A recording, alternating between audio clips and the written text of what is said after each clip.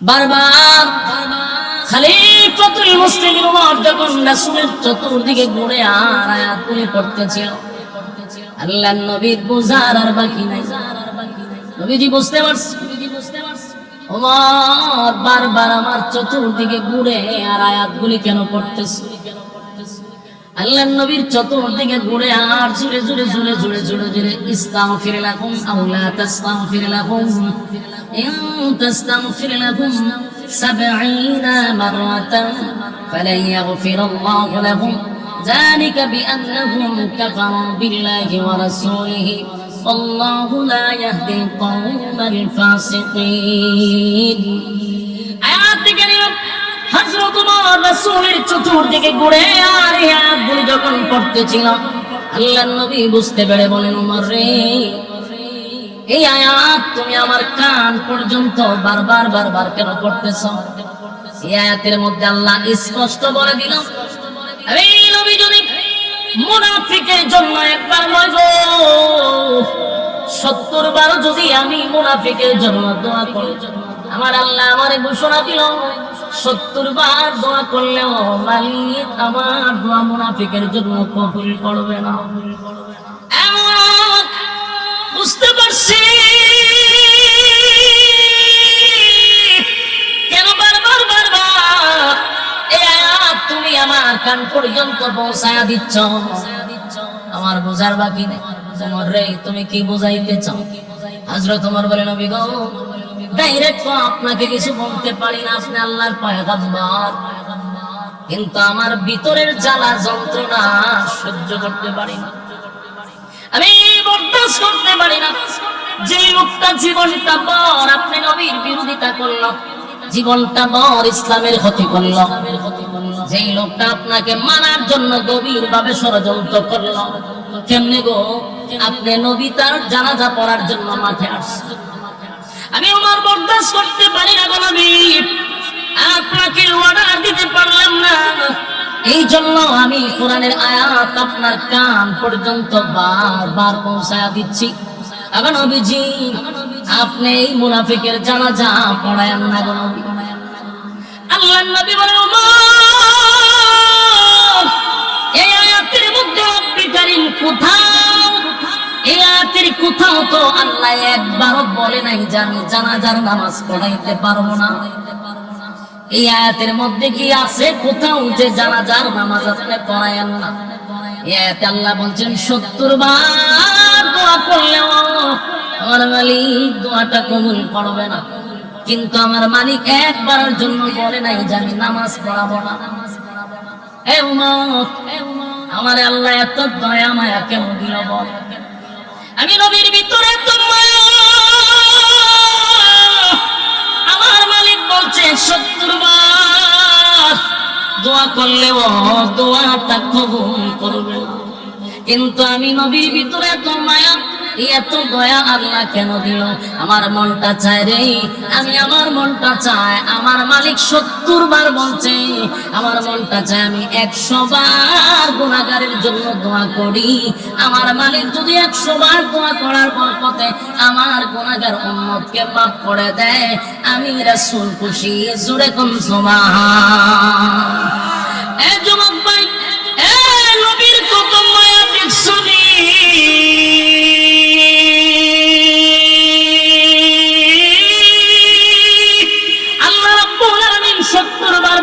দোয়া করলে কবুল হবে না। পয়গম্বর বলে, আমার মনটা চায় 70 বার নয় গো, আমার মালিক যদি 100 বার দোয়া করলে কবুল করে, আমি রাসূল আমার উম্মতের জন্য 100 বার দোয়া করতে রাজি। হযরত ওমর চিন্তা করলো কোনো লাভ হবে না, কারণ আয়াতের কোথাও তো নামাজের নিষেধের কথা বলে নাই, নবীর সিদ্ধান্তটাই চূড়ান্ত হবে। কিন্তু ওমরের মনের মধ্যে বড় কষ্ট, ওমর বরদাস্ত করতে পারে না, সহ্য করতে পারতেছে না। ওমর তো জানে টাটকা মুনাফিক, আইরে আমার নবীর বিরুদ্ধে কত না ষড়যন্ত্র করলো। এই লোকটা না ইসলামের 12টা বাজাইলো, এখন কেমনে গো আমার নবী তার জানাজা পড়া? কোনোভাবেই বরদাস্ত করতে পারে না। এই যুবক ভাই, এই জন্য উমরের বিষয়টা ব্যতিক্রম। ওমর ছিলেন আলাদা ব্যতিক্রম। যদি নবীর পরে কোন নবী আসতো তাহলে আল্লাহর নবী বলেন ওমর রে আল্লাহর নবী বানায়া দিত। জোরে কোন সুবহান। মেজাজ ছিল মারাত্মক। ইসলামের ব্যাপারে যদি কেউ কটূক্তি করে হযরত ওমর এটা বরদাস্ত করতে পারত না। এই যুবক ভাই, হযরত ওমর বরদাস্ত করতে পারল না। নবীর সিদ্ধান্ত হলো জানাজা পড়াবে, কিন্তু হযরত ওমর নবীর আয়াত শোনাইল বটে, কিন্তু নবী বলল ওমর রে আয়াতের কোথাও তো নামাজের কথা নিষেধ নাই। হযরত ওমর দাঁড়ায় আছে, মনটা বেশি ভালো না, আসমানের দিকে বারবার তাকায়, বারবার আসমানের দিকে তাকাইয়া হযরত ওমর বলতেছিল আল্লাহ দুয়ার কথা নিষেধ করলেন, জানাজার কথাটা নিষেধ করে দেন। আল্লাহ জিবরাইল পাঠাইয়া আয়াত নাযিল করে এই মুনাফিকের জানাজা বন্ধ করে দেন। আমি ওমর এটা বরদাস্ত করতে পারি না। এই যুবক ভাই, ইসলামের জন্য কত মায়া, ইসলামের জন্য হযরত ওমরের কত মায়া। ওমর ছিল বড় মারাত্মক। ওমরের হুঙ্কার ইসলামের জন্য বড় নিয়ামত ছিল। যেই দিন হযরত ওমর কালেমাটা গ্রহণ করলো, সেদিনই হযরত ওমর নবীকে বলেন নবী গো আমার একটা বক্তব্যের জন্য দেন, আমি 1 মিনিট একটা বক্তব্য দিব। আল্লাহর নবী বলেন কি বক্তব্য দিবা? বলে দেন আমার অনুমতি। নবী তার অনুমতি দিল। হযরত ওমর দাঁড়াইয়া মক্কার মধ্যে দাঁড়াইয়া বলতে লাগলো, এ মক্কার লোকেরা কে আসো আমার সামনে আসো, যার স্ত্রী বিধবা করতে চাও আমি ওমরের তরবারির নিচে আসো, যার সন্তান গুলিয়ে তিন করতে চাও আমি ওমরের তরবারির নিচে আসো। আজকের থেকে আমি ঘোষণা দিলাম লা ইলাহা ইল্লাল্লাহ মুহাম্মাদুর রাসূলুল্লাহ সাল্লাল্লাহু আলাইহি ওয়াসাল্লাম। আবু জাহিল্লা বক্তব্য শুনলা ঘর থেকে বাইরে, কেডায় রে ওই কেডারে তোমার বক্তব্য দাও। ঘর থেকে বাহির হইয়া যখন দেখে হযরত ওমর তরবারি হাতে লইয়া বক্তব্য দেয়, আবু জাহিল্লা আবার দৌড় মাইরা ঘরে গিয়া দরজা লাগাইছে। ওই সর্বনাশ সর্বনাশ, ওমরের তরবারির সামনে গেলে আমার সন্তান এতিম হবে। সেই ওমর অন্যায়টা পছন্দ করে না। হযরত ওমর আসমানের দিকে তাকায় আর বলে মালিক আপনি আয়াতটা নাযিল করে দেন। দোয়া নিষেধ করছেন, এবার নামাজটাও বন্ধ করে দেন গো। আল্লাহর নবী নামাজের জন্য প্রস্তুতি নিবে এমন সময় নবী আব্দুল্লাহ ইবনে উবাই ইবনে সুলুল এত বড় মুনাফিকের সামনে গিয়া নবী দাঁড়াইয়া নবীজির জবান মুবারক থেকে তুতু লাগাইছে। তুতুটা নিয়ে আব্দুল্লাহ ইবনে উবাই ইবনে সুলুলের মুখে লাগায়া দিছে। সুবহানাল্লাহ বাড়ি দিয়া এত বড় মুনাফিকের মুখে নবীর তুতু লাগাইছে। সমস্ত সাহাবীরা অবাক। আল্লাহর নবী বলেন আব্দুল্লাহ রে আমি নবীর মুখের তুতু তোর আব্বার মুখে লাগাইছি কেন জানোস? তোর আব্বারে যেন আমি নবীর মুখের তুতুর বরকতে আল্লাহ মাফ করে দেয়। কথাগুলি দিলের কান লাগায় শুনেন। এখান থেকে আমাদের শিকার আছে, শিকার আছে, বুঝার আছে। আমি আপনাদেরকে একটা পর্যায়ে নিয়ে প্রশ্ন করব, তখন আপনারা উত্তর দিবেন। সামনে প্রশ্ন আসতেছে। এই ঘটনার থেকে বুঝার আছে, বুঝার আছে, শিকার আছে। জীবনের সবচেয়ে বড় গুরুত্বপূর্ণ কথা মনোযোগ দিয়া শুনেন। নবীজির মুখের তুতু দাম আছে না নাই? নবীর মুখের তুতু লাগায়া দিল আব্দুল্লাহ ইবনে উবাই ইবনে সুলুল মুনাফিকের মুখে লাগায়া বলেন আল্লাহ যেন তুতুর বরকতে মাফ করে দেয়। সমস্ত সাহাবীরা অবাক হয়ে গেল। হযরত ওমর বরদাস্ত করতে পারতেছে না। নবীর যত মায়াই দেখাক ওমর কিন্তু খুশি না। ওমরের রাগে লাল হয়। কিছুক্ষণ পরে আল্লাহর হাবিব নিজের জুব্বাটা খুলছে, কইলা মুনাফিকরে কাপন স্বরূপ পড়ায়া দিছে। সুবহানাল্লাহ বাড়ি দিয়া। এ যুবক ভাই, এ নবীর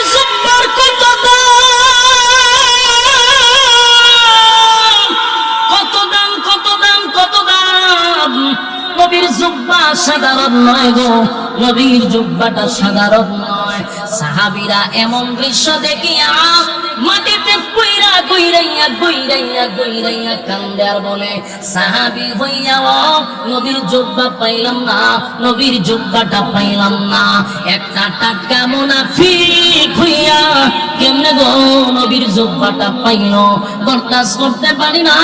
সাহাবীরা কইরাইয়া কান্দে কইরাইয়া কান্দে।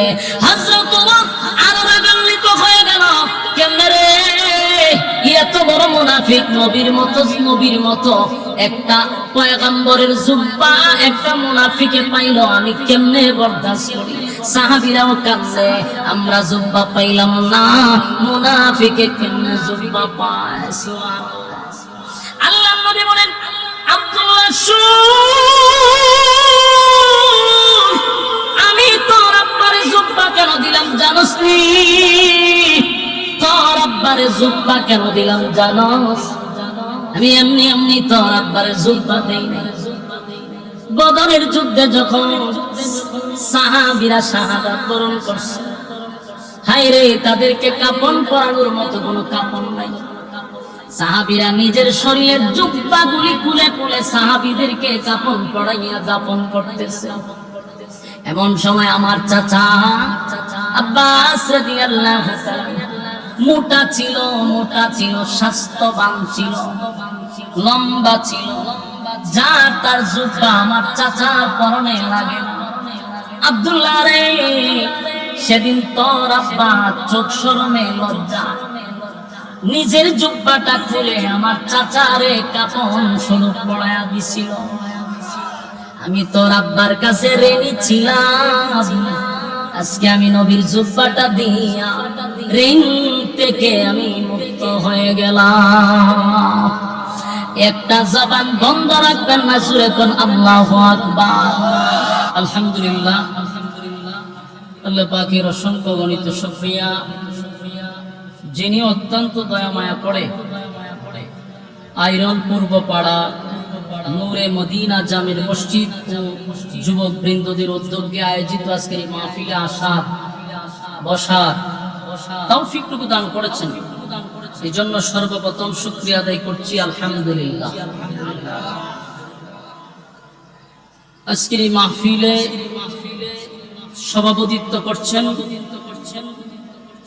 হযরত মাওলানা শফিউল্লাহ সাহেব দামাত বরকাতুহুম, হযরত মাওলানা মুফতি আবু মুসা আল মাহদি সাহেব দামাত বরকাতুহুম সহ আজকের মাহফিলের প্রধান মেহমান আলহাজ মোহাম্মদ মঈনুদ্দিন মঈন সাহেব, সংসদ সদস্য ব্রাহ্মণবাড়িয়া ২ সরাইল আশুগঞ্জ। আজকের মাহফিলের যিনি মধ্যমণি পীরে কামেল হযরত মাওলানা মুস্তাক ফৈজি পীর সাহেব দামাত বরকাতুহুম আপনাদের মাঝে চলে আসছে। আলহামদুলিল্লাহ, খুশি না বেজার? অলরেডি হুজুর চলে আসছে।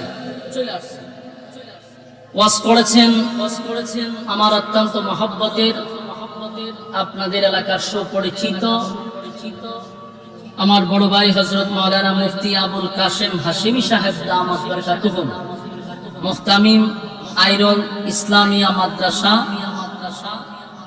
হযরতের বয়ান আপনারা এতক্ষণ শুনছিলেন, ধারাবাহিকভাবে আপনাদের এই মাহফিলের আলোচনা চলতে থাকবে ইনশাআল্লাহ। আপনাদের আজকের মাহফিলের প্রধান অতিথি চলে আসছে। লক্ষ কোটি দুরুদ এবং সালাম আল্লাহর সৃষ্টির প্রধান আকর্ষণ জনাবে মুহাম্মদুর রাসূলুল্লাহ সাল্লাল্লাহু আলাইহি ওয়াসাল্লামের উপর।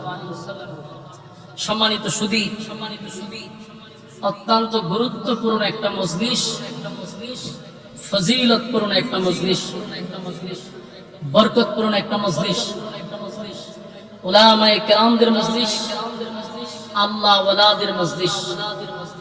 যতক্ষণ প্যান্ডেলটার ভিতরে থাকবেন গুনাহ না হওয়াটাই সম্ভব। প্যান্ডেলের বাহিরে গিয়া রাস্তাঘাটে ভিড় করলে গুনাহ হওয়াটা সম্ভব। তাই গুনাহমুক্ত এক পরিবেশে আমরা বসতে পারছি, আলহামদুলিল্লাহ।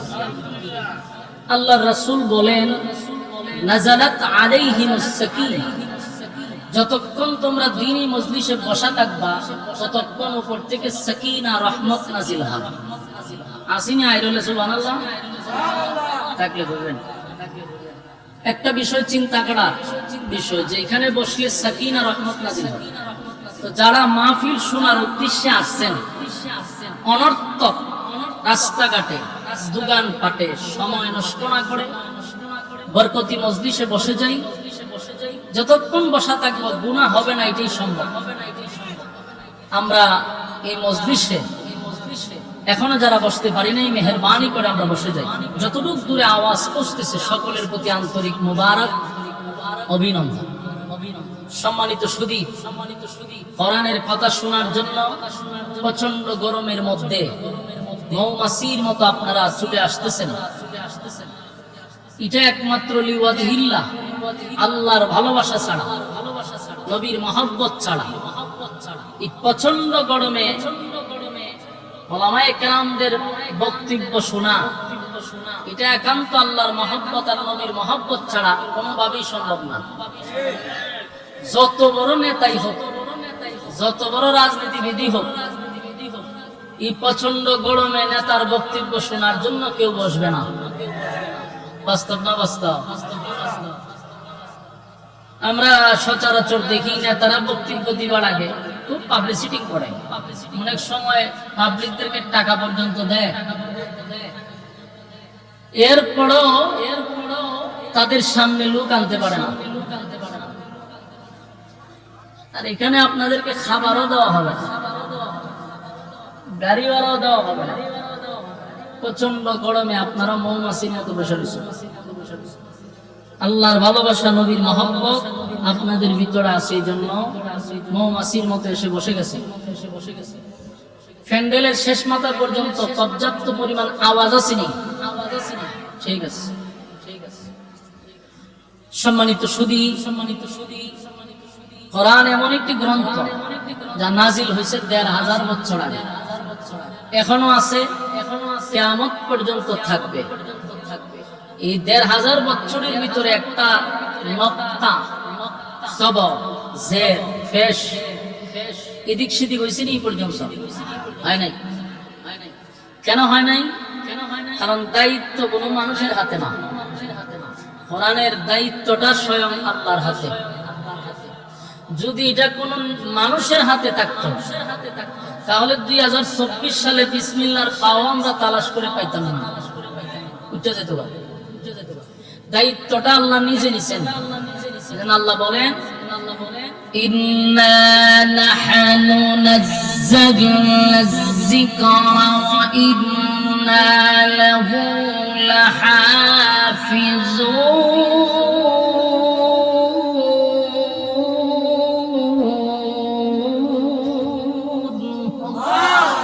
আল্লাহ বলেন, নাজিল করছি আমি, তার হেফাজতের দায়িত্ব নিছি আমি। সুবহানাল্লাহ। যদি কোন প্রধানমন্ত্রীর এত দায়িত্ব থাকতো, কি বুঝেন? ২৪ সালে কোরআন পাইতেন আপনারা? পাইতেন না কেন? এক এক সরকার আইসা বলতো যে এই আয়াতগুলি দরকার নাই, উঠাইয়া দাও। সরকার যদি বলে উঠাইয়া দাও, রাখার ক্ষমতা কারো আসেনি? এই উঠাইয়া দাও করতে করতে ২০২৪ সালে আমরা দেখলাম বিসমিল্লাহ লিখতে বা লাগে, বাও নাই, এটা উঠাই দিচ্ছে। এই জন্য আল্লাহ বলেন, নাজিল করছি আমি, দায়িত্বটাও নিছি আমি।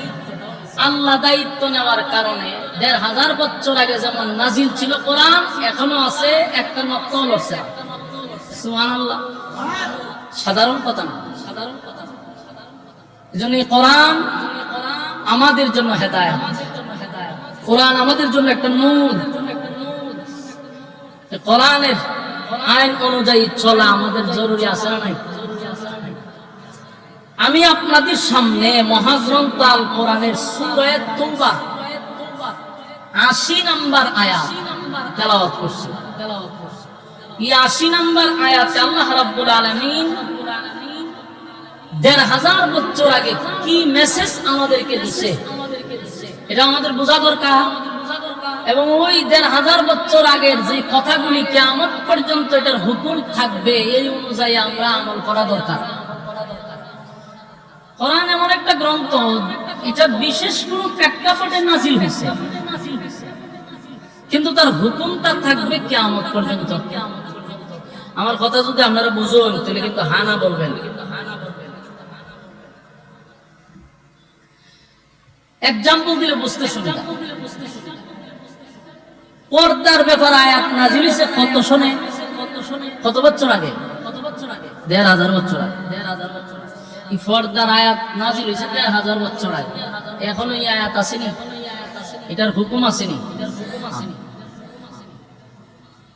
নামাজের ব্যাপারে আয়াত নাযিল হয়েছে ১,৫০০ বছর আগে।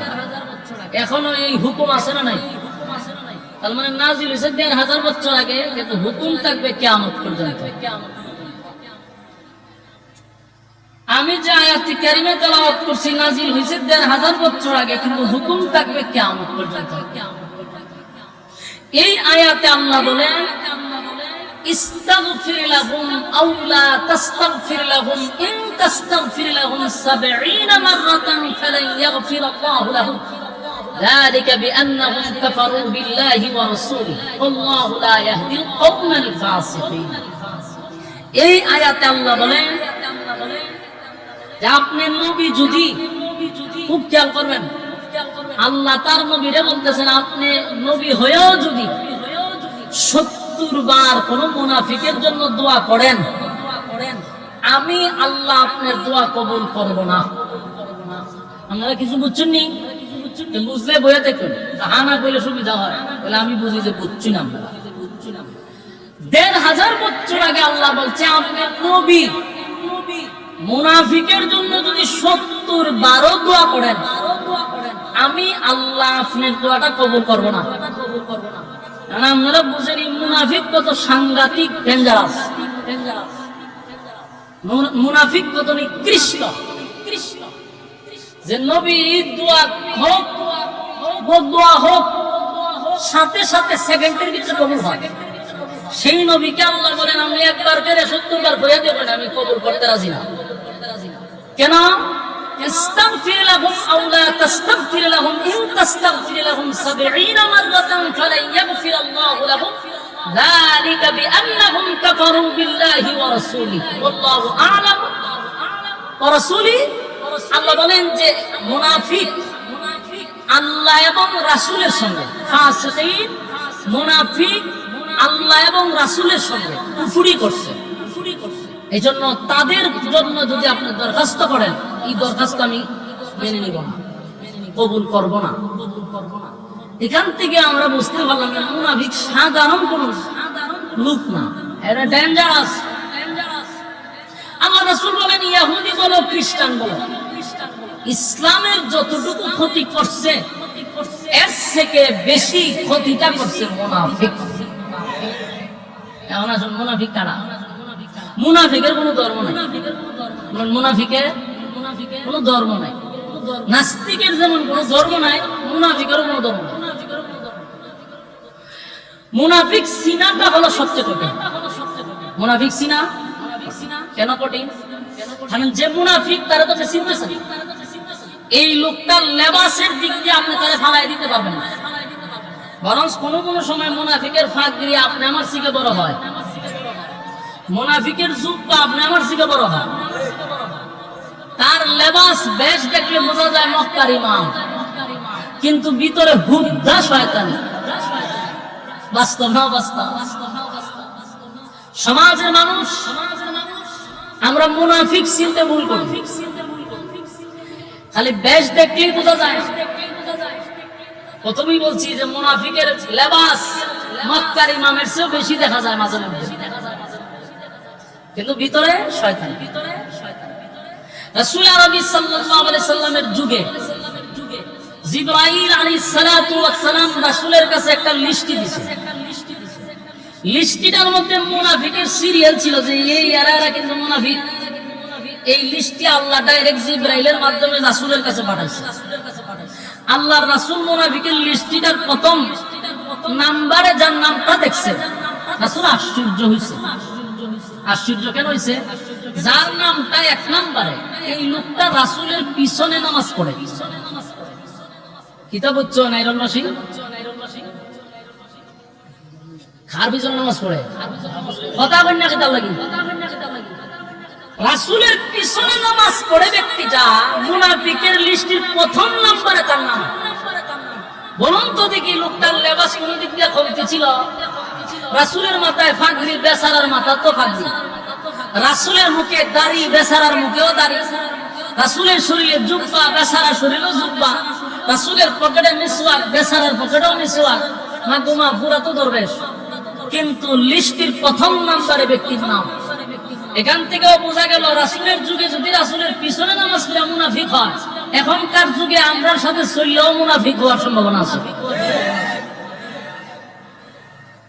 এজন্য মুনাফিক থেকে সাবধান। জাহান্নামের সবচেয়ে নিকৃষ্ট জায়গায় মুনাফিকের স্থান হবে। ইহুদি খ্রিস্টানদের ব্যাপারে বলা হয় নাই, বলা হয়েছে মুনাফিকের সবচেয়ে নিকৃষ্ট জায়গায় তাদের স্থান হবে, কারণ ক্ষতিটা এরা বেশি করছে। আর মুনাফিকও তো চিনা যায়, এরা চলবে আপনার সাথে, বসবে আপনার সাথে, উঠবে আপনার সাথে, খাইবে আপনার সাথে, সুযোগ পাইলে আপনাকে শেষ করবে। সুযোগটা পাইলেই আপনার পিছন দিয়া তারা কুড়াল মারে। এই জন্য ইসলামের যুগ যুগ থেকে মুনাফিকরা ক্ষতিটা বেশি করছে। বহুবার রাসূল মুনাফিকরা ধরছে সরাসরি, যুদ্ধের ময়দানে গিয়েও মুনাফিকরা ধরা খেয়েছে, হুদায়বিয়ার সন্ধিতে গিয়েও মুনাফিকরা ধরা খেয়েছে। সম্মানিত শুধু এই মুনাফিকদের ব্যাপারে আল্লাহ আয়াত নাজিল করে জানাইছে, আপনি একবার না 70 বারও যদি দোয়া করেন আমি দোয়া কবুল করব না। আব্দুল্লাহ ইবনে উবাই ইবনে সুলুল ছিল মুনাফিকের সর্দার, মানে লিডার। এই লোকটা ইসলামের অনেক ক্ষতি করছে, এটা সাহাবায়ে কেরামও কিছু বুঝতে পারছে যে লোকটা বেশি সুবিধার না। রাসূলও জানতো হে যে মুনাফিক, কিন্তু কারো কাছে এটা বলে নাই। সাহাবায়ে কেরামও বুঝতে পারছে যে হে ইসলামের দুশমন, কিন্তু ডাইরেক্ট মুনাফিকরে ধরা যায় না, মুনাফিকরে ধরা ছোঁয়ার বাইরে থাকে। এই লোকটা একদিন মারা যাওয়ার পরে তার সন্তানের নাম হলো আব্দুল্লাহ, রাসূলের একেবারে ঘনিষ্ঠ একজন সাহাবী, রাসূলের কলিজার টুকরা সাহাবী আব্দুল্লাহ, মানে মুনাফিকের সন্তান। রাসূলের কাছে আইসা দুঃখ প্রকাশ করলো, হুজুর আজকের দিনটা আমার মনটা বড় খারাপ। রাসূল দেখে তার চোখ দিয়ে পানি পড়তেছে, জিজ্ঞাসা করলো তুমি কাঁদো কেন? হুজুর আমার আব্বা মারা গেছে, আমার আব্বা মারা গেছে, এই জন্য আমি কাঁদি। রাসূল কইতে হন আমি কি করতাম? আব্দুল্লাহ, হুজুর আমি জানি যে আমার বাপ বেশি সুবিধার ছিল না, আমার বাপ যে শয়তানের খারাজি কি আসেনি, যা আপনিও জানেন আমিও জানি, কিন্তু আমার তো বাপ, আমার বাপ, এই জন্য আমার কষ্ট লাগে। খারাপ ছিল, ইসলামের ক্ষতি করছে, কিন্তু বাপ তো আমার কষ্ট লাগে। আল্লাহ রাসূল বলেন আমার কাছে কেন আছে এটা কর? হুজুর আমার বাপ ইসলামের অনেক ক্ষতি করছে, আপনার ব্যাপারেও গভীর ষড়যন্ত্র করছে। আমি জানি আমার বাপ জাহান্নামে যাবে, কিন্তু আমার দিলটাও বলে, আমার মনটা বলে আপনি নবী যদি আমার বাপের জানাজাটা বলে দেন, তাহলে আপনি নবীর জানাজার বরকতে আব্বারে আল্লাহ মাফ করে দিতে পারে। কথা কি বুঝতেছেন? আর এটা মুনাফিকের ছেলের বক্তব্য, যে আপনি নবী যদি জানাজা পড়ায় দেন, তাহলে আমার দিলটাই সাক্ষী দেয় আমার আব্বার আল্লাহ মাফ করে দিতে পারে। রাসূলের দেখেন দয়া মায়া কতটুকু। এজন্য আল্লাহ বলেন ওমা আরসালনাকা ইল্লা রাহমাতাল লিল আলামিন, আমি আমার রাসূলকে রহমত স্বরূপ পাঠাইছি, দয়া মায়ার কোনো অভাব নাই। এত শত্রুতামি করার পরেও আল্লাহর রাসূল বলল শোনো, আমি জানাজা পড়াই দিলে যদি তোমার আব্বারে আল্লাহ মাফ করে দেয় আমার অসুবিধা নেই, ঠিক আছে আমি জানাজা পড়াই দিব। এই কথাটা বলতে দেরি হয়েছে, আব্দুল্লাহ একটা দৌড় মারতে দেরি করছে না, জাগাত দাঁড়াইছে না। কেন দাঁড়াইছে না? সাহাবী তো বুঝে যদি আমি দাঁড়ায় থাকি জিবরাইল আইসা পড়বো, আইসা একটা আয়াত নাজিল করবো, আমার বাবার জানাজা হতো না। এই জন্য রাসূল বলতে দেরি হয়েছে, উনি উঠে দৌড় মারছে। দূর মাইরা মদিনার অলিতে গলিতে যারে পাইছে হেরেই কইছে যে শোনো আমার আব্বার জানাজাটা কিন্তু রাসূল পড়াবে, এটা প্রচার করে দিছে। গোটা মদিনার আনাসে কানাসে খবর পৌঁছায় দিছে মুহূর্তের ভিতরে যে আব্বার জানাজা পড়াবে রাসূলুল্লাহ। যে শুনছে হে ওই আশ্চর্য হয়েছে, আশ্চর্য হওয়ার কথা, আশ্চর্য সব না, সেটা কি করে সম্ভব? এত বড় একটা টাটকা মুনাফিকের জানাজা আল্লাহ রাসূল পড়াবে, কথা কি রাসূল বলছে বলে হয়? যে শুনে সেও আশ্চর্য, কেউ এটা মেনে নিতে পারতেছে না যে এত বড় একটা ইসলামের শত্রুর জানাজা রাসূল পড়াবে, এটা মেনে নেই কেমনে? খবর পৌঁছতে পৌঁছতে মুনাফিকদের খানেও গিয়ে পড়ছে। 1000 মুনাফিক শুনছে যে রাসূল জানাজা পড়াবে তাদের লিডারের জানাজা। মুনাফিকরা কয় করে সারা জীবন আমরা আব্দুল্লাহর পুত্র মুহাম্মদের বিরোধিতা করলাম, সারা জীবন ইসলামের ক্ষতি করলাম, সেই ইসলামের নবী জানাজা পড়াবে আমাদের নেতা, চল জানাজা দেখে আসো। বলুন তো দেখি জানাজা পড়তে যায় না দেখতে যায়? দেখতে যায়। অন্যদিকে এই খবর গিয়ে পড়ছে হযরত উমরের খানে। খলিফাতুল মুসলিমিন উমর, নরম না গরম? গরম, সাংঘাতিক গরম। উমর শোনার পরে আর বরদাস্ত করতে পারতেছে না, খুব রাগ হইছে। হযরত উমরের সিদ্ধান্ত হলো কখনোই হতে পারে না, টাটকা মুনাফিক জীবনটা ভর ইসলামের ক্ষতি করছে, জীবনটা ভর আমার রাসূলুল্লাহর বিরুদ্ধে ষড়যন্ত্র করছে, এমন ব্যক্তির জানাজা রাসূল পড়াবে, হতেই পারে না। হযরত ওমর জানাজার মাঠে দৌড়ে চলে গেছে, গিয়া দেখে চতুর্দিক দিয়ে মানুষের আনাগোনা শুরু হয়েছে। হযরত ওমর ছিলেন সমস্ত সাহাবীদের মধ্যে ব্যতিক্রম, যে সবাই আসছে এক রকম সুরত নিয়ে, আর হযরত ওমরের চেহারাটা লাল হয়ে গেছে রাগে, বরদাস্ত করতে পারতেছে। সব সময় খেয়াল রাখবেন, ইসলামের ক্ষতি হয় আমরা নিজ চোখে দেখতেছি, আমরা বুঝতেছি, এরপর আমাদের মধ্যে দেখবেন অসংখ্য আলেমরা এটা সহ্য করতেছে। আবার কিছু আলেমরা দেখবেন এর প্রতিবাদ করতে গিয়া জেল পর্যন্ত খাটতেছে। সব আলেমরা কি এক? সাহাবীরা তো নিঃসন্দেহে তারা আল্লাহর কাছে কবুলিয়ত, কিন্তু এদের মধ্যে একজন উমর ছিলেন ব্যতিক্রম। এই জন্য উমরের মেজাজ মতে আল্লাহ কোরআনের আয়াত নাযিল করতেন। উমর আর অন্যান্য সাহাবীর মতো না। আমাদের উলামায়ে কেরামদের মধ্যে সব আলেমরা একরকম না, মেজাজ একরকম না।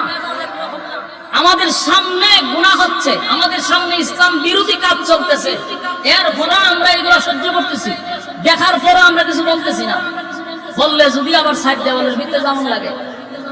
আবার কিছু আলেমরা তাদের এমন হুঙ্কারে প্রতিবাদ করতে গিয়া বছরের পর বছর দোষ ছাড়া নির্দোষ 3 বছর 4 বছর কারাবন্দী হয়ে থাকতে হয়। শেষে যখন সাইড দেওয়াল থেকে বাহির হয়, যেই সমস্ত হলুদ মিডিয়ারা বলছিল যে এই সমস্ত অপরাধে তাদেরকে জেলের ভিতরে বন্দী করা হয়েছে, এই হলুদ মিডিয়ারা আবার এখন বলে যে কোনো অপরাধী ছিল না, এগুলা ষড়যন্ত্র ছিল। তো সবার বক্তব্য একরকম হয় না। হযরত উমরের বক্তব্যটা ছিল সবার মধ্যে একটু আলাদা। হযরত উমর গিয়া দেখেন সবাই তো আসছে জানাজা পড়বার লাগি, আর উমর গেছে রাসূলকে কিভাবে জানাজার থেকে বিরত করা যায়। এখন রাসূলের কাছে গিয়া ডাইরেক্ট রাসূলকে অর্ডার করতে পারে না, রাসূলের কাছে গিয়া আদেশ করা যায় না, অর্ডার দেওয়া যায় না, এটা আদব। কিন্তু উমর তো ডাইরেক্ট গিয়ে রাসূলকে বলতে পারতেছে, করতো কি জানাজা আটকাইবো কিভাবে? তখনই হযরত উমর আমার তেলাওয়াতকৃত আয়াতটা বারবার তেলাওয়াত করতে শুরু করছে। সুবহানাল্লাহ। কোন আয়াত? সূরা তাওবার 80 নম্বর আয়াত। বলুন কোন আয়াত? সূরা তাওবার 80 নম্বর আয়াত। হযরত উমর রাসূলের চতুর্দিকে ঘুরতেছে আর এই আয়াত পড়তেছে, ইস্তাগফির লাহুম আও লা তাস্তাগফির লাহুম ইন তাস্তাগফির লাহুম 70 মাররাতান فلن يغفر الله لهم ذلك بأنهم كفروا بالله ورسوله والله لا يهدي القوم الفاسقين এই আয়াত ঘুরতেছে আর পড়তেছে সুবহানাল্লাহ বারবার খলিফাতুল মুসলিমিন ওমর যখন রাসূলের চতুর্দিকে ঘুরে আর আয়াতগুলি পড়তেছিল আল্লাহর নবীর বুঝার আর বাকি নাই নবীজি বুঝতে পারছে ওমর বারবার আমার চতুর্দিকে ঘুরে আর আয়াতগুলি কেন পড়তেছে আল্লাহর নবীর চতুর্দিকে ঘুরে আর জুড়ে জুড়ে জুড়ে জুড়ে জুড়ে জুড়ে ইস্তাগফির লাহুম আও লা তাস্তাগফির লাহুম ইন তাস্তাগফির লাহুম 70 মাররাতান ফালান ইয়াগফিরাল্লাহু লাহুম যালিকা বিআন্নাহুম কাফারু বিল্লাহি ওয়া রাসূলিহি ওয়াল্লাহু লা ইয়াহদিল কওমাল ফাসিকিন আয়াত থেকে হযরত ওমর রাসূলের চতুর্দিকে ঘুরে আর আয়াতগুলি যখন পড়তেছিল আল্লাহর নবী বুঝতে পেরে বলেন ওমর রে এই আয়াত তুমি আমার কান পর্যন্ত বারবার বারবার কেন পড়তেছো এই আয়াতের মধ্যে আল্লাহ স্পষ্ট বলে দিল আমি নবী যদি মুনাফিকের জন্য একবার নয় গো 70 বার যদি আমি মুনাফিকের জন্য দোয়া করি আমার আল্লাহ আমারে ঘোষণা দিল 70 বার দোয়া করলেও মালিক আমার দোয়া মুনাফিকের জন্য কবুল করবে না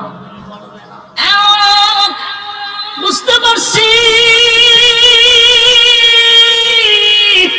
কেন বারবার বারবার এই আয়াত তুমি আমার কান পর্যন্ত পৌঁছায়া দিচ্ছ আমার বোঝার বাকি নেই ওমর রে তুমি কি বোঝাইতে চাও হযরত ওমর বলেন নবী গো ডাইরেক্ট আপনাকে কিছু বলতে পারি না আপনি আল্লাহর পয়গম্বর কিন্তু আমার ভিতরের জ্বালা যন্ত্রণা সহ্য করতে পারি না আমি বরদাস্ত করতে পারি না যে লোকটা জীবনটা বর আপনি নবীর বিরোধিতা করলো জীবনটা বর ইসলামের ক্ষতি করলো যেই লোকটা আপনাকে মারার জন্য গভীর ভাবে ষড়যন্ত্র করলো কেমনে গো আপনি নবী তার জানাজা পড়ার জন্য মাঠে আসছেন আমি আমার বরদাস্ত করতে পারি না গো নবী আপনাকে অর্ডার দিতে পারলাম না এই জন্য আমি কোরআনের আয়াত আপনার কান পর্যন্ত বারবার পৌঁছায়া দিচ্ছি আবার নবীজি আপনি এই মুনাফিকের জানাজা পড়ায়েন না গো নবী আল্লাহর নবী বলেন ওমর এই আয়াতের মধ্যে রব্বে কারীম কোথাও এই আয়াতের কোথাও তো আল্লাহ একবারও বলে নাই যে আমি জানাজার নামাজ পড়াইতে পারবো না এই আয়াতের মধ্যে কি আছে কোথাও যে জানাজার নামাজ আপনি পড়ায়েন না এই আয়াতে আল্লাহ বলছেন 70 বার দোয়া করলেও আমার মালিক দোয়াটা কবুল করবে না কিন্তু আমার মালিক একবারের জন্য বলে নাই যে আমি নামাজ পড়াবো না এ উমর আমার আল্লাহ এত দয়া মায়া কেন দিল বল আমি নবীর ভিতরে এত মায়া আমার মালিক বলছে 70 বার দোয়া করলেও দোয়াটা কবুল করবে না কিন্তু আমি নবীর ভিতরে এত মায়া এত দয়া আল্লাহ কেন দিল আমার মনটা চায় রে আমি আমার মনটা চায় আমার মালিক 70 বার বলছে আমার মনটা চায় আমি 100 বার গুনাহগারের জন্য দোয়া করি আমার মালিক যদি 100 বার দোয়া করার বরকতে আমার গুনাহগার উম্মতকে maaf করে দেয় আমি রাসূল খুশি জোরে কোন সুবহান এ যুবক ভাই এ নবীর কত মায়া দেখছনি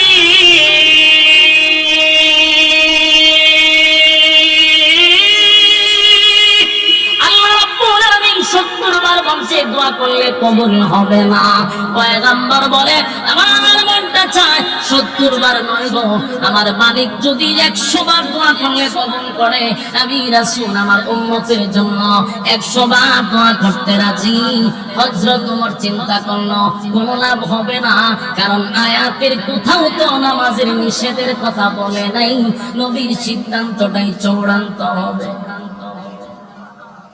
কিন্তু ওমরের মনের মধ্যে বড় কষ্ট ওমর বরদাস্ত করতে পারে না সহ্য করতে পারতেছে না ওমর তো জানে টাটকা মুনাফিক আইরে আমার নবীর বিরুদ্ধে কত না ষড়যন্ত্র করলো এই লোকটা না ইসলামের 12টা বাজাইলো, এখন কেমনে গো আমার নবী তার জানাজা পড়া কোনোভাবেই বরদাস্ত করতে পারে না। এই যুবক ভাই, এই জন্য উমরের বিষয়টা ব্যতিক্রম। উমর ছিলেন আলাদা ব্যতিক্রম। যদি নবীর পরে কোন নবী আসতো তাহলে আল্লাহর নবী বলেন উমর রে আল্লাহর নবী বানায়া দিত, জোরে কোন মেজাজ ছিল মারাত্মক। ইসলামের ব্যাপারে যদি কেউ কটূক্তি করে হযরত উমর এটা বরদাস্ত করতে পারত না। এই যুবক ভাই, হযরত উমর বরদাস্ত করতে পারল না। নবীর সিদ্ধান্ত হলো জানাজা পড়াবে, কিন্তু হযরত উমর নবীর আয়াত শুনাইলো বটে, কিন্তু নবী বলল উমর রে আয়াতের কোথাও তো নামাজের কথা নিষেধ নাই। হযরত উমর দাঁড়ায় আছে, মনটা বেশি ভালো না, আসমানের দিকে বারবার তাকায়, বারবার আসমানের দিকে তাকাইয়া হযরত উমর বলতেছিল আল্লাহ দুয়ার কথা নিষেধ করলেন, জানাজার কথাটা নিষেধ করলেন। আল্লাহ জিবরাইল পাঠাইয়া আয়াত নাযিল করে এই মুনাফিকের জানাজা বন্ধ করে দেন, আমি উমর এটা বরদাস্ত করতে পারি না। এই যুবক ভাই, ইসলামের জন্য কত মায়া, ইসলামের জন্য হযরত উমরের কত মায়া। উমর ছিল বড় মারাত্মক। উমরের হুঙ্কার ইসলামের জন্য বড় নিয়ামত ছিল।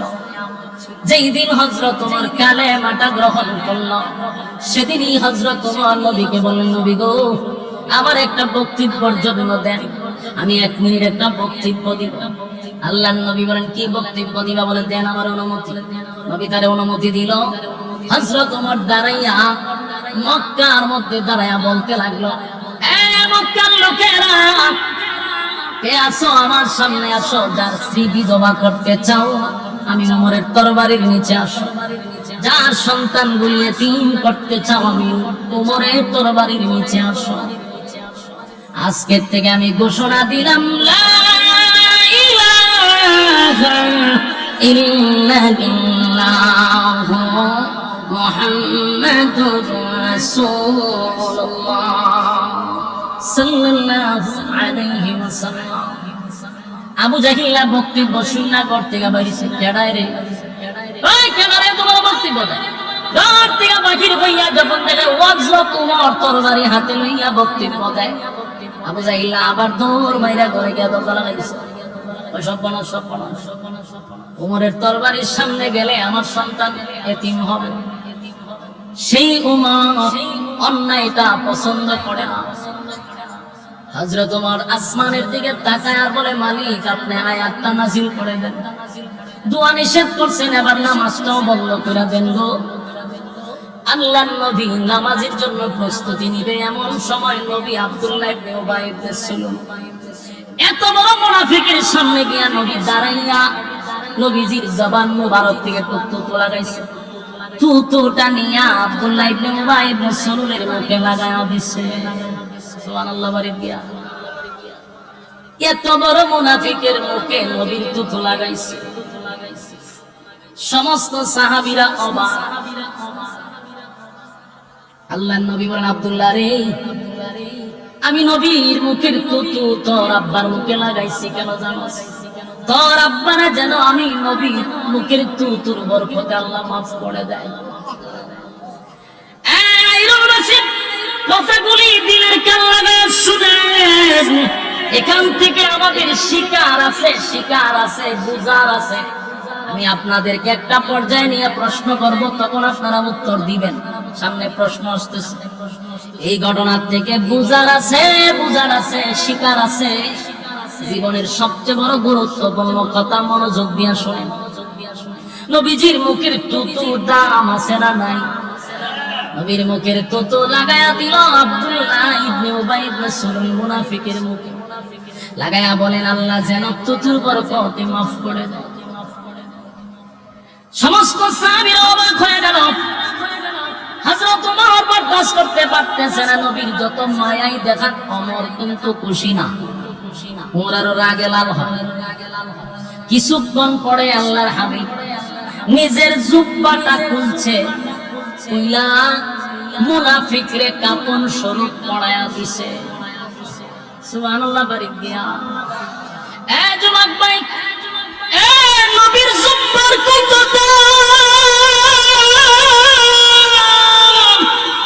দাম, কত দাম, কত দাম। নবীর জুব্বা সাধারণ নয় গো, নবীর জুব্বাটা সাধারণ নয়। সাহাবীরা এমন দৃশ্য দেখিয়া মাটিতে পইরা গইরাইয়া গইরাইয়া গইরাইয়া কান্দে আর বলে, সাহাবী হইয়া নবীর জুব্বা পাইলাম না, নবীর জুব্বাটা পাইলাম না। একটা টাটকা মুনাফিক হইয়া কেমনে গো নবীর জুব্বাটা পাইলো, বরদাস্ত করতে পারি না। সাহাবীরা গইরাইয়া কান্দে, গইরাইয়া কান্দে।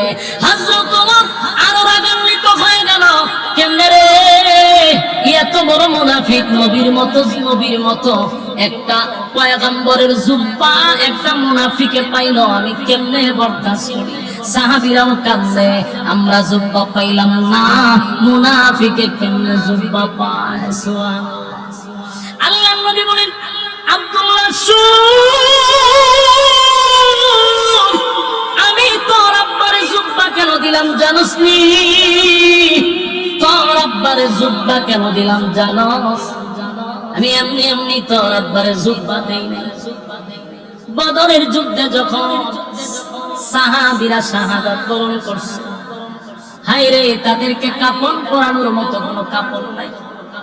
সাহাবীরা নিজের শরীরের জুতাগুলি খুলে খুলে সাহাবীদেরকে কাফন পরাইয়া দাফন করতেছে।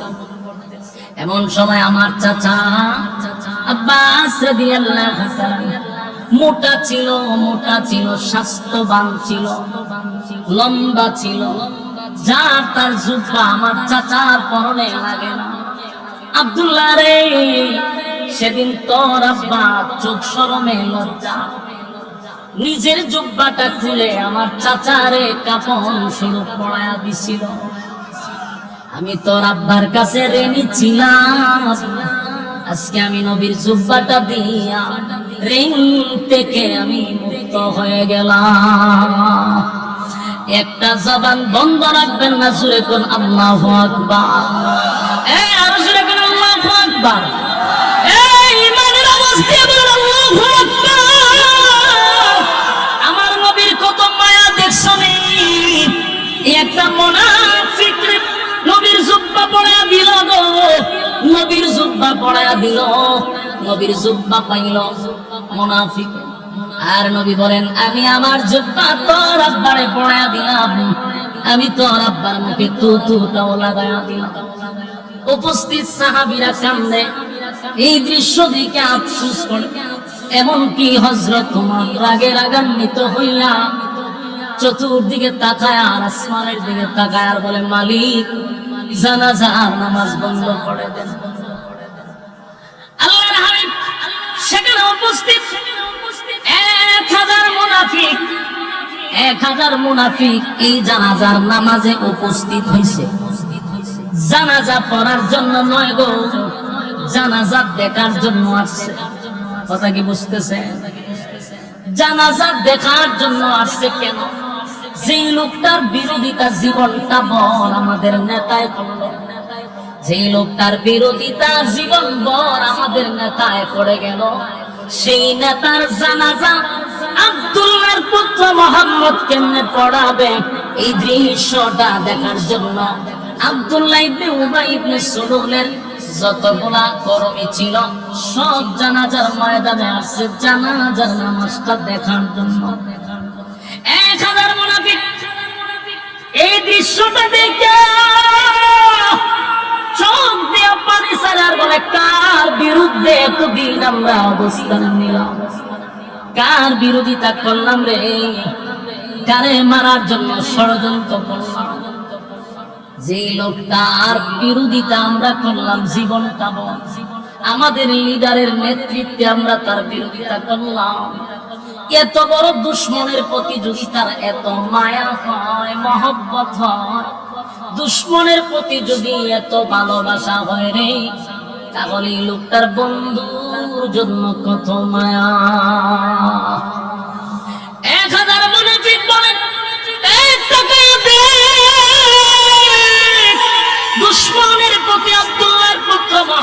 নবীর কত মায়া, দুশ্মনের প্রতি যদি এত মায়া হয়, তার বন্ধু যদি হয়ে যাই, বলো না কতটা মায়া মহব্বত করবে। যার বিরোধিতা করলো তার মুখে তুতু লাগা দে রে, নিজের জামাটা খুলে তার কাপড় পরায়। এই লোকের বিরোধিতাটা জীবনভর করলাম। 1000 মুনাফিক আসছিল জানাজা দেখার জন্য। 1000 মুনাফিক দৌড়াইয়া রাসূলের কাছে গেল, গিয়া বলে, গো নবীজি, অন্যায় করে ফেলেছি, অপরাধ করে ফেলেছি, জীবনটা বড়, আপনি নবীর বিরোধিতা করলাম, আপনাকে মারার জন্য ষড়যন্ত্র করলাম। এর নেতৃত্ব দিছে যে মারা গেল আব্দুল্লাহ ইবনে উবাই ইবনে সালুল। আমাদের নেতা আজকে মারা গেছে, এই নেতার নেতৃত্বে আপনার বিরোধিতা করলাম, মারার জন্য ষড়যন্ত্র করলাম, কিন্তু আজকে আপনার আখলাক আর চরিত্র দেখে পাগল হয়ে গেলাম। এমন ভালো মানুষ কোনদিন মানুষের ক্ষতি করতে পারে না। আপনি আল্লাহর পয়গম্বর, এর মধ্যে কোনো সন্দেহ নাই। আজকে আমরা বুঝতে পারছি, তাই আর ভুলে থাকতে চাই না। পড়া দেন লা ইলাহা ইল্লাল্লাহ মুহাম্মাদুর রাসূলুল্লাহ সাল্লাল্লাহু আলাইহি ওয়াসাল্লাম। একজন মুনাফিক মারা গেল, একজন মুনাফিক মারা গেল। বলো না কত হাজার মুনাফিক কালেমা পড়ল। আরো জুড়ে আপনারা কি বিরক্ত লাগতেছে? আওয়াজে বোঝা যায় কি বিরক্ত আমার প্রতি। সেটা দিতাম কথাগুলি দিলে কেন লাগা শুনেন। মারা গেল একটা মুনাফিক, কিন্তু কালেমা তো পড়ল 1000 মুনাফিক। সুবহানাল্লাহ। বলুন তো কিসের কারণে? নবীজির আখলাক দেখা। সুবহানাল্লাহ। কথা বল না, নবীর কি দেখা? আযীম ছিল চরিত্র। কি ছিল? আযীম চরিত্র। ওয়া ইন্নাকা লা'আলা খুলুকিন আযীম।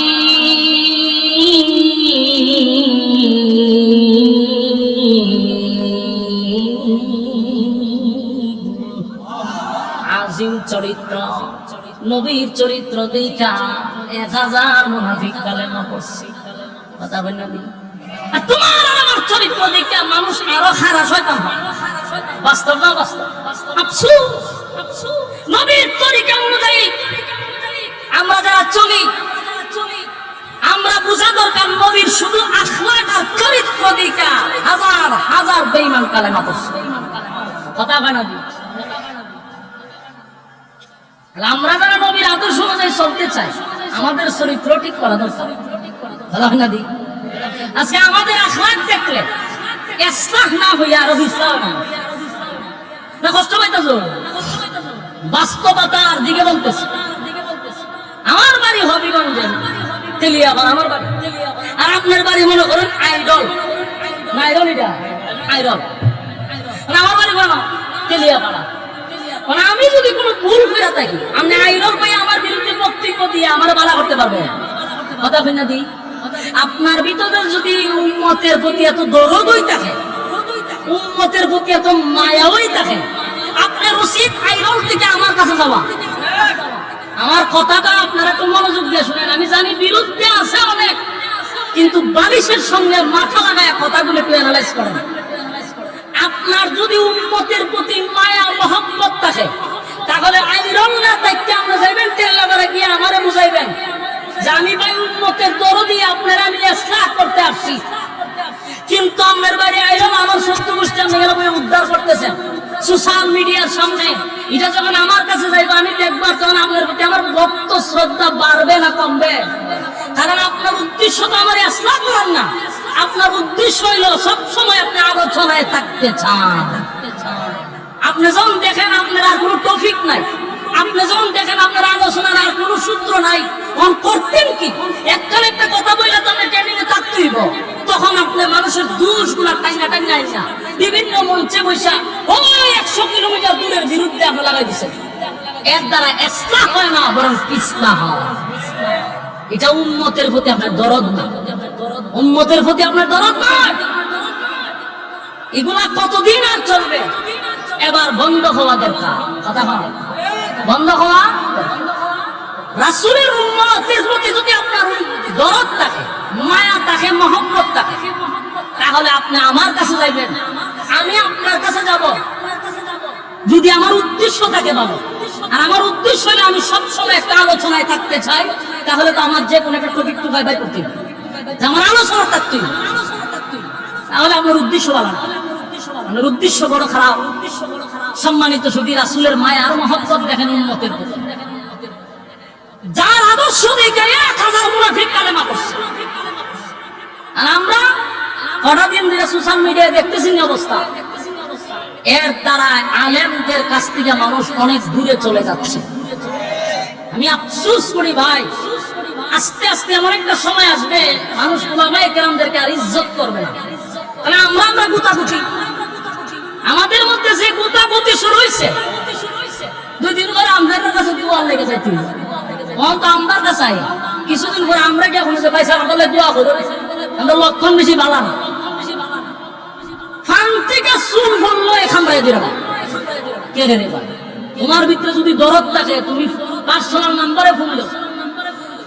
গত কিছুদিন ধরে দেখলাম যে আমার একটা সঙ্গীত এখনো বাইরেছে না, এখনো এটা রিলিজই হয় নাই, যা শুধু আমি রেকর্ড করতাম গেলাম। এটা 30 সেকেন্ডের ভিডিওটা সারা হয়েছে, এটা নিয়ে সমালোচনা শুরু করে দিচ্ছে, এখনো রিলিজই হয়েছে কেন? তোমার অন্য কোনো আলোচনা নাই। সারাদিন বইয়া গেলে খার কোন তুষ আছে নোট করে ডায়েরিতে, এরপরে এই নোটটা দেয় মিডিয়ার কাছে যে তুই কিন্তু সময় মতো আমার কাগজটা ধরাই দিস। কারণ আমার কিন্তু এখন আলোচনা থাকতে পারতো না, কারণ বড় বড় বাংলার ভাগরা বাইরেছে, এখন আমার খাওয়া নাই, আমার মার্কেটে খাওয়াই তুইব। আর খাওয়াইতে গেলে আমার কাছে কাগজ দিস, আমি কিছু আলোচনা থাকতে হবে। কারণ ভাইরাল ব্যক্তিদের ব্যাপারে যদি কথা না বলি আমি তো ভাইরাল কথা বলি। এই মন মানসিকতার থেকে বাইরে আসতে হবে, এই কুরুচিপূর্ণ মন মানসিকতার থেকে বেরিয়ে আসতে হবে। ইজ্জতের জায়গায় আসেন, ইজ্জতের জায়গায় থাকেন। একটা সময় মানুষ মাথা, বাংলাদেশের মানুষ যত চিনেন, সম্মান দিতে দিতে আসমানও তুলে আবার জুতা দা পিড়াই আমি সালাম এটা বাংলাদেশ। কথা কেন দিই আমরা বাংলাদেশে একজন বক্তা আছে শেখ আহমদুল্লাহর সাথে যে লাগছে, এখন তারে কিন্তু আমরাই উঠে উঠেছি। আমরা এবার নিচে নামাইতেছি কেরে, কত আবেগ কেরে আপনারা। উড়াইবার সময় স্মরণ থাকে না, লামাইবার সময় মেরো স্মরণ থাকে না। এগুলো হইলো গিয়া বাউতাবাদী ছাড়া কিছু। একটা ফেসবুকে কিন্তু নাস্তিকরাও থাকে, রামবামরাও থাকে, খালি আলেমরা থাকে। আমরা যে খামরাকান্দি শুরু করছি, ফলাফল কিন্তু ভালো হবে না। আমার পুত্র জ্ঞান থেকে বলি, একজনকে রাখবার মেনে বাংলাদেশের রাস্তা আমরা চলবো, যারে রাখবার হয় না। কথা বল ঠিক কিনা? এখন যেহেতু বাংলার বাদ ফিরে আসছে, আমরা তারে রাখবার হিসাবে মানি, অসুবিধা নেই। একজনের নেতৃত্বে চলেন, গুতাগুতি বাদ দেন, বাদ দিয়ে চলেন সামনের দিকে, আমাদেরকে দেখাইবার মতো কেউ থাকবে না। আর যেইভাবে খামরাকান্দি শুরু হয়েছে, আমরা ফতরও বেশি সময় না। আল্লাহ আমাদের হেফাজত করুক। সম্মানিত শুধু রাসূল সাল্লাল্লাহু আলাইহি সাল্লামের শুধু আখলাক আর চরিত্র দিকে 1000 মুনাফিক ছিল তামসা দেখবার লাগিয়া, তামসা দেখতে কালেমা পড়ে গেছে। সুবহানাল্লাহ, এটা আদর্শ, রাসূলের আদর্শ ছিল। তো এখন মুনাফিকরা কালেমা পড়ছে, এখন সবাই খুশি না? কথা বলেন না? জানাজার মাঠে সবাই খুশি, ভাই সব বনায় 1000 মুনাফিক কালেমা পড়ছে, সবাই খুশি। কিন্তু একজন মানুষ আরো রাগে রাগান্বিত হয়েছে, উনি হলেন হযরত উমর। উনি রাগ হইল কেন? উনার রাগটা আরো বাড়ছে। কেন বাড়ছে? যে তখন রাসূল আমাকে বলছে যে আয়াতের মধ্যে আল্লাহ বলছে শুধু দোয়া নিষেধ করছে, কিন্তু জানাজার কথা তো নিষেধ করে নাই। কিন্তু রাসূল তখন স্পষ্ট হয়ে গেছে, যার কর্মীরা নিজেই বলছে যে হে আমাদের নেতা ছিল, যার কর্মীরা কি বলছে, সে আমাদের নেতা ছিল, তার নেতৃত্বে আপনার বিরোধিতা করছে, ইসলামের বারোটা বাজাচ্ছে। রাসূল তখন ক্লিয়ার হয়েছে। কথা হয় না? এখন কেন জানাজা পড়াবে? কথাটা বুঝতেছেন না? হযরত ওমরের যুক্তি আছে না নাই? এখন তো রাসূল বুঝতে পারছে যে সে কাট্টা মুনাফিক, কারণ তার কর্মীরা বলছে তার নেতৃত্বে আমরা ইসলামের ক্ষতি করছি। এখন কেন আবার রাসূল জানাজা পড়াবে? হযরত ওমরের রাগ কমছে না। ওমর বারবার আসমানের দিকে তাকায়, আল্লাহ আল্লাহ তাড়াতাড়ি আয়াত পড়ায় দেন। আর রাসূলের সিদ্ধান্ত হলো জানাজা পড়াবো। রাসূল জানাজা পড়াইবার লেগে জানাজার মুসল্লা চলে গেছে। এমন কি রাসূল জানাজা পড়াই বলাইছে। কথা বুঝতেছেন? জানাজা শেষ, সবাই খুশি, উমরের মনে অনেক কষ্ট, মনের কষ্ট নিয়ে বসে রয়েছে। কিছুক্ষণ পরে রাসূল হযরত উমর তাকায়া দেখে আল্লাহর রাসূল জানাজা শেষ হয়েছে, ভালো কথা। এখন লাশের পিছনে পিছনে রাসূল হাইটা কবরস্থানে যাইতেছে। এটা দেখে উমরের মেজাজ আরো গরম হয়েছে। উমরের কত হলো জানাজা আমরা পড়াইছেন তো শেষ, এখন আবার গুরুস্থানে যান কেন? নিশ্চয়ই আপনার জন্য দোয়া করবেন। তাহলে এই আয়াত তো কেন আছে? ইস্তাগফির লাহুম আও লা তাস্তাগফির লাহুম ইন তাস্তাগফির লাহুম 70 মাররাতান ফালান ইয়াগফিরাল্লাহু লাহুম যালিকা বিআন্নাহুম কাফারু বিল্লাহি ওয়া রাসূলিহি ওয়াল্লাহু আ'লাম। এই ওয়া রাসূলি এখান পর্যন্ত আল্লাহ বলছেন যে আপনি নবী যদি ইস্তাগফির লাহুম আও লা তাস্তাগফির লাহুম, আপনি নবী যদি 70 বারে দোয়া করেন, আমি মুনাফিকের জন্য দোয়া কবুল করব। তাহলে এখন উমরের কত হলো? দোয়ার কথা আপনি বলছেন যে দোয়ার কথা আছে, নামাজের কথা নাই। কবরস্থানে যেহেতু আপনি যাইতেছেন, তাহলে নিশ্চয়ই আপনি দোয়া করবেন। কথা হয় না? হযরত উমর এখন আরো রাগছে, রাগ হইয়া এখন উমর লাল হয়ে গেছে। বারবার বলছে আল্লাহ আপনি আপনার দিন ওই আগে রাসূলকে জানাই দিয়েছেন, দোয়া করলে কবুল হবে না। রাসূল তো এখন কবরস্থানে গেছে, দোয়া করবে। হযরত উমর পেরেশান। রাসূল সাল্লাল্লাহু আলাইহি ওয়াসাল্লাম যখন মুনাফিকের দাফন খতম হইল, এবার রাসূল দুই হাত উত্তোলন করবে মুনাফিকের জন্য দোয়া করার জন্য। এমনি জিবরাইল আয়া হাজির। সুবহানাল্লাহ। আর রাসূল এখন জিবরাইল আয়া হাজির হয়। জিবরাইল বলেন আগে নবীজি দোয়াটা করেন, পরে আগে শুনেন আয়াত নাজিল হয়ে গেছে। সুবহানাল্লাহ। আপনি দোয়া করবেন না, আপনার উমরের সিদ্ধান্তটাকে আল্লাহ পছন্দ করছে। কার সিদ্ধান্ত? উমরের সিদ্ধান্ত আল্লাহ পছন্দ করছে। উমরের মেজাজ মতে আল্লাহ কোরআনের আয়াত নাযিল করছে। এই সুবহানাল্লাহ। এটা উমরকে বলা হয় মেজাজে ওহী। সুবহানাল্লাহ। যার মর্জি মেজাজ মতো কোরআনের প্রায় 21 জায়গা আল্লাহ আয়াত নাযিল করছে। কি বুঝলেন? এই জবাব নাই। জিবরাইল আলাইহিস সালাতু ওয়াস সালাম এসে বলেন নবী গো দোয়া করবেন, পরে শুনেন আয়াত নাযিল হয়ে গেছে। আপনার ওমরের সিদ্ধান্তটাই হলো চূড়ান্ত সিদ্ধান্ত। আপনার ওমরের সিদ্ধান্তটা আল্লাহ বড় পছন্দ করছে। আগে নবী আয়াত কারিমা নাযিল করে আল্লাহ জানায়া দেন ওয়ালা তুসাল্লি আলা আহাদিন মিনহুম মাতা আবাদা ওয়ালা তাকুম আলা কবরি। এখান পর্যন্ত আল্লাহ বলেন ওয়ালা তুসাল্লি আলা আহাদিন মিনহুম মাতা আবাদা ওয়ালা তাকুম আলা কবরি। নেক্সট টাইমে, পরবর্তীতে, ভবিষ্যতে আপনি আর কোন মুনাফিকের জানাজা পড়বেন না। এই মিয়া কিছু বুঝছেন না আপনারা? কিতা বুঝছো? আয়াত উমরের মেজাজ মতো হইছে নি? কথা বলেন না দিন। উমর কি চাইছিল? জানাজা নামাজ আল্লাহ বন্ধ করে দেন। আপনি বন্ধ করছেন নি? আল্লাহ কই ওয়ালা তুসাল্লি আলা আহাদিন মিনহুম মাতা আবাদা ওয়ালা তাকুম আলা কবরি। আপনি নেক্সট টাইমে মানে ভবিষ্যতে আর কোন মুনাফিকের জানাজা আপনি পড়াবেন না। এরপরে এখানে শেষ না। ওয়ালা তুসাল্লি আলা আহাদিন মিনহুম মাতা আবাদা ওয়ালা তাকুম আলা কবরি। এরপর আল্লাহ বলেন কবরের সামনে দাঁড়াইয়া মুনাজাত করবেন না। কথা বলেন না দিন। উমরের মেজাজ মতো হইছে নি? উমর চাইছিল কি? আল্লাহ দিছে কি? উমর যা চাইছিল আল্লাহ এই অনুযায়ী আয়াত নাযিল করেছে। আল্লাহ বলেন ওয়ালা তুসাল্লি আলা আহাদিন মিনহুম মাতা আবাদা ওয়ালা তাকুম আলা কবরি। নবী গো ভবিষ্যতে আপনার কোনদিন মুনাফিকের জানাজা পড়বেন না। এমন কি মুনাফিকের কবরের সামনে দাঁড়াইয়া আপনি নবী দোয়া করবেন না। তাহলে আয়াত নাযিল করে দিল, আল্লাহ নামাজ নিষেধ করে দিল। এখন সময় যেহেতু কম, একবারে টাইম শেষ, এখন সংক্ষিপ্ত আকারে একটু বোঝানোর দরকার। আয়াত তো নাযিল হয়ে গেল, কিন্তু প্রশ্ন একটা থেকেই গেল, আয়াতটা যে নাযিল হয়েছে এটা কিন্তু মুনাফিকের জানাজা পড়ার পরে নাযিল হয়েছে। কথা হয় না দিই? এই আয়াতটা যদি জানাজার আগে নাজিল হইতো তাহলে মুনাফিকের জানাজা আর পড়ানো হতো না। কথা হয় না দি? কিন্তু আয়াতটা কখন নাজিল হলো? মুনাফিকের জানাজা কমপ্লিট হয়ে গেল, আল্লাহ রাব্বুল আলামিন তখন আয়াতটাও নাজিল করলো। একটা প্রশ্ন থেকে যায়, কেন রে এই আয়াতটা আল্লাহ আগে নাজিল করলো না, আয়াতটা কেন পরে নাজিল করলো? এখানে প্রশ্ন, কথা কোন ঠিক? এই প্রশ্নের জবাব মুফাসসিরিনে কেরাম উল্লেখ করেছেন যে কেন আল্লাহ পরে নাজিল করলেন, আগে কেন নাজিল করলেন না। তার এক নম্বর কারণ হলো আল্লাহর নবীর কথার বড় দাম, বড় দাম। সুবহানাল্লাহ। এই যুবক, যে সময় আব্দুল্লাহ ইবনে উবাই ইবনে সুলুল মারা গেল, আব্দুল্লাহ ইবনে উবাই ইবনে সুলুলের ছেলে যখন নবীর কাছে গিয়া বলছে, নবী গো, আমার আব্বা মারা গেছে, আপনি নবী যদি জানাজা পড়ায়া দেন তাহলে আমার দিলটা সাক্ষী দেয় আমার আব্বারে আমার আল্লাহ মাফ করে দিবে। কথা কোন ঠিক? এই আদাসিনী রাসূল কি বলছে? আমি জানাজা পড়ায়া দিলে যদি তোমার আব্বারে আমার আল্লাহ মাফ করে দেয় তাহলে আমি জানাজা পড়ায়া দিব। কথা কোন? জানাজা পড়ায়া দিব।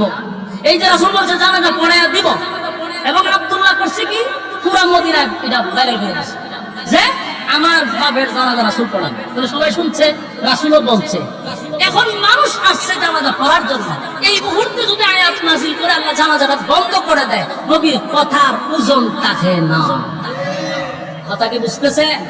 আমার নবীর কথার ওজন রাখার জন্য, নবীর কথা ওজন রাখার জন্য আল্লাহ আগে নাযিল করে নাই, পরে নাযিল করছে। এখন এতক্ষণের আলোচনার থেকে আমাদের শিকার কি, আমাদের বুঝার কি? এখানে সংক্ষেপে বলি, এতক্ষণের আলোচনার থেকে বুঝতে তো হবে কেন এই আলোচনা করলেন। এর এক নম্বর কথা হলো, নবী যেই জায়গায় মুনাফিকের মুখে থুতু লাগাইয়া দিল, নবী যেখানে তার জুব্বা খুলে কাফন পরাইয়া দিল, এরপরও কি লোকটা জান্নাতে যাইতে পারছে? কথা হয় না? কথা হয় না? তাহলে নবীর থুতু লাগাইয়া দিল জান্নাতে হওয়া যায় না, নবীর পরনের জুব্বা পরাইয়া দিল জান্নাতে হওয়া যায় না, যতক্ষণ না পর্যন্ত নবীর তরিকা অনুযায়ী আল্লাহর হুকুম অনুযায়ী জীবন যাপন না করবে। নবীর ইতাআত করতে হবে। শুধু লম্বা লম্বা ডায়লগ দিয়ে চলবে না, শুধু লম্বা লম্বা ডায়লগ দিয়া নবীর আশিক আশিক হয়ে লাফাইলে জান্নাত পাওয়া যায় না। এর বাস্তব প্রমাণ আব্দুল্লাহ ইবনে উবাই ইবনে সুলুলের জানাজায় রাসূল থুতু লাগাইছেন, রাসূলের জুব্বা পরাইয়া দিয়েছে, এরপর আব্দুল্লাহ ইবনে উবাই ইবনে সুলুল জাহান্নামের নিকৃষ্ট জায়গায় থাকবে। বুঝা গেল?